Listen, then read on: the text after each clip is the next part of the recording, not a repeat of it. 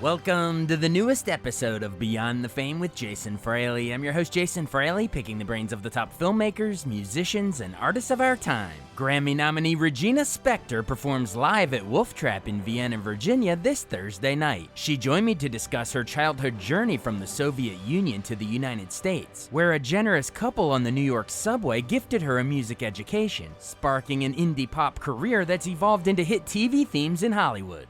Regina Spektor, hey, thank you so much for joining us on WTOP in DC. Thank you so much for having me.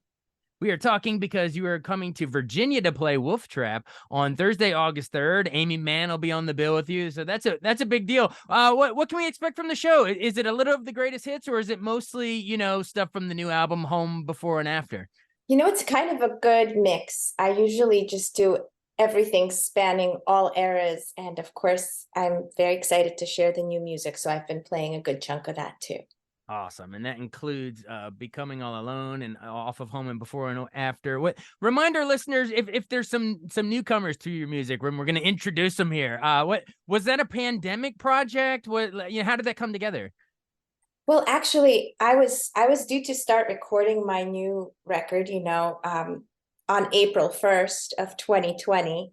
And then the world went to hell. Yeah, so nothing huge changed, right?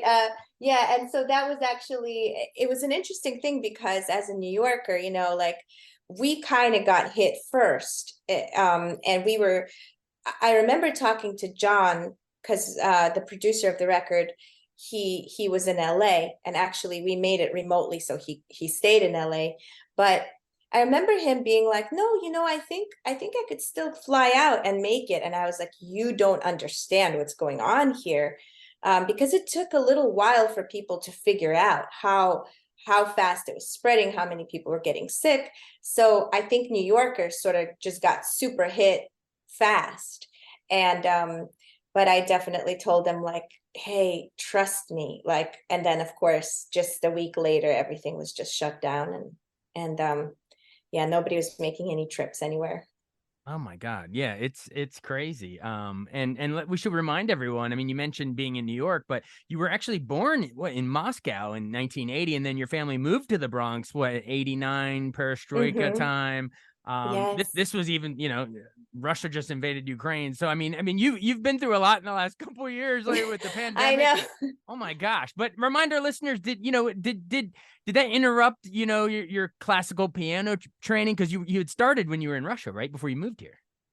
Yeah, so I started playing piano when I was 6, and then when we ended up leaving in 1989 and we came to the United States as refugees, yeah, during Perestroika, and it was still Soviet Union. And then, I kind of started believing that I wouldn't get to study anymore. But luckily, my dad met an incredible, generous man on a subway who happened to be a violinist, and his wife was a pianist. And then they proceeded to gift me my music education.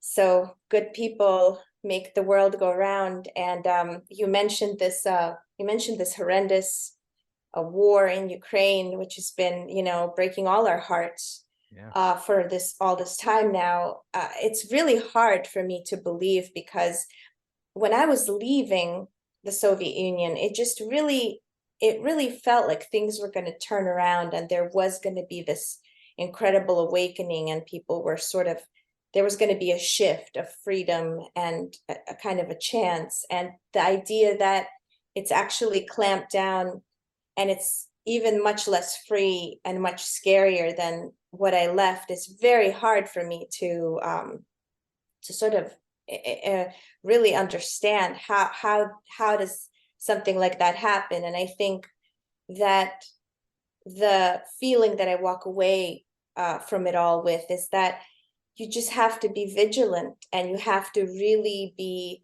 kind and gentle in your life, and remember that your neighbors are, your neighbors are, to be kind and accepting of people, because these things, they shift on a dime, and people are always ready to to use scare tactics and to vilify other people, and through that wage war and enslave entire huge nations.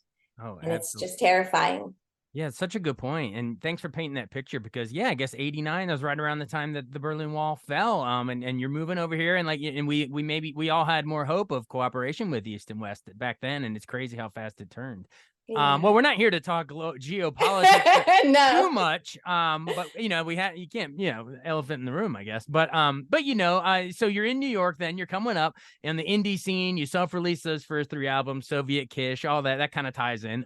That one song, Us, was great off of that. I mean, it was in the 500 Days of Summer soundtrack. All that good Yeah. stuff. But tell me about that fourth album there, Begin to Hope. That was a huge one for you. I think it went gold, on the radio and Samson and Better, all that stuff. But tell me, I guess the one we should talk about is Fidelity. Everyone Mhm. remembers It Breaks My Heart. How'd you get the idea to kind of staccato the ha? I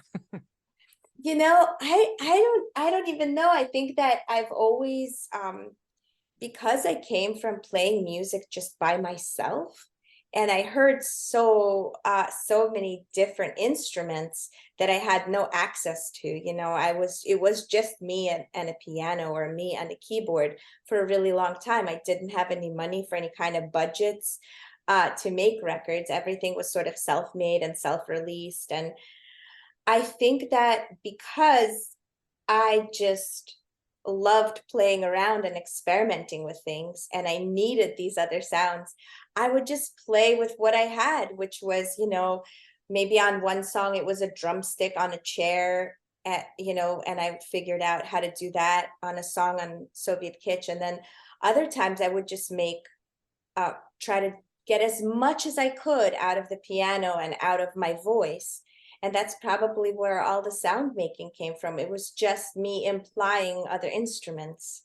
Right, use Um, the voice as an instrument itself. Awesome. yeah. Well, we have to ask. My listeners will kill me if I don't ask about the big TV themes. You did Little Boxes, became the title song of Weeds on Showtime, and then of course You've Got Time was a Grammy nominated TV theme for Netflix's Orange Is the New Black. How did those crossovers happen? I mean, did those networks reach out and say we need a theme, or in some case I guess it was already written and was used later, I guess. Well, for Little Boxes, that was for Weeds, and Weeds was created by Genji Cohen, who also created Orange Is the New Black. And Genji is at that time, she was just this person I didn't know well, but who liked my songs. And for Little Boxes, they had the idea of having lots of different people cover them, so I just tried to do my own sort of version of it. But when it came time for Orange, Genji reached out to me, and by then we had become friends. And she said that she could just really hear me trying to write something for it. So we met in a cafe in Manhattan, and she just told me some of the stories of the show.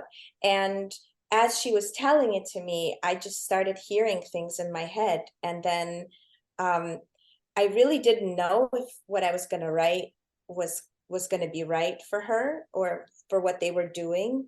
But then I went on tour, and they kept sending me little sort of um, like episodes that weren't even fully finished, like with the finishing touches, with the music fully in, or with the coloring, or any of that.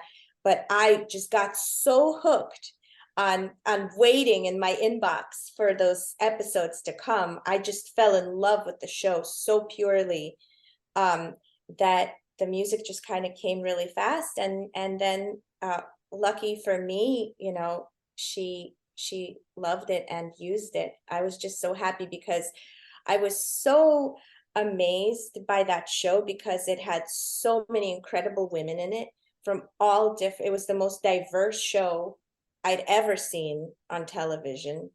And and also the writing and the acting, it was just so hilarious and heartbreaking at the same time. It was just so it was so Genji. She's really brilliant. Absolutely. Well, real quick about Laughing With on The Leftovers, another TV show. This is going to have to be the last question, but no one laughs at God in a hospital. No one's laughing at God in a war. No one's laughing at God when they're starving or freezing or so very poor. That is a goosebump moment when you're watching that show. And then when you listen to the song over and over again. I know we're tight on time, but just real quick, how did that come to you? It's beautiful. I just think that was the way that people use to me, like writing a song and then having somebody that happened in Weeds, for example, write an episode because they were inspired by a song, or envisioning how to use a song that you wrote in a scene, in a film or in a television show.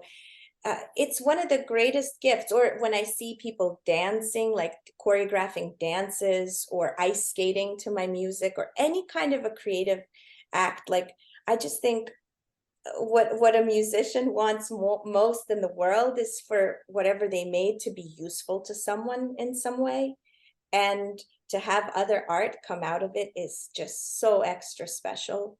So I love when these songs get used. And by getting used, it doesn't have to be just in television or in film. It could also just be somebody leaning on a song because they had a hard day, or they want to dance around the room and have a blast. Like, I just, to me, the idea of just something, getting to make something that somebody else uses is just the greatest thing in the world. Yeah, and just as an aside, I want to say that since, I get this tiny moment to speak to the public, I I just think that all these writers and all these actors work so hard, and what they give is so much, and we really do need to stand in solidarity with them. It makes me really sick that there are people who are CEOs of these huge studios, who are sitting and collecting these multi-million dollar paychecks every year, and who are saying things like, well, let's just wait and see the writers start to get evicted. Let's starve them out. That's not the American way. That should not be allowed here. We're not a country that is interested in starving our artists. We love our artists. And if anything, the pandemic showed how much we need television and film and music to get us through these things. We love these people. We don't want to make their life miserable. So I just No, stand in solidarity with the strikes in a very huge way.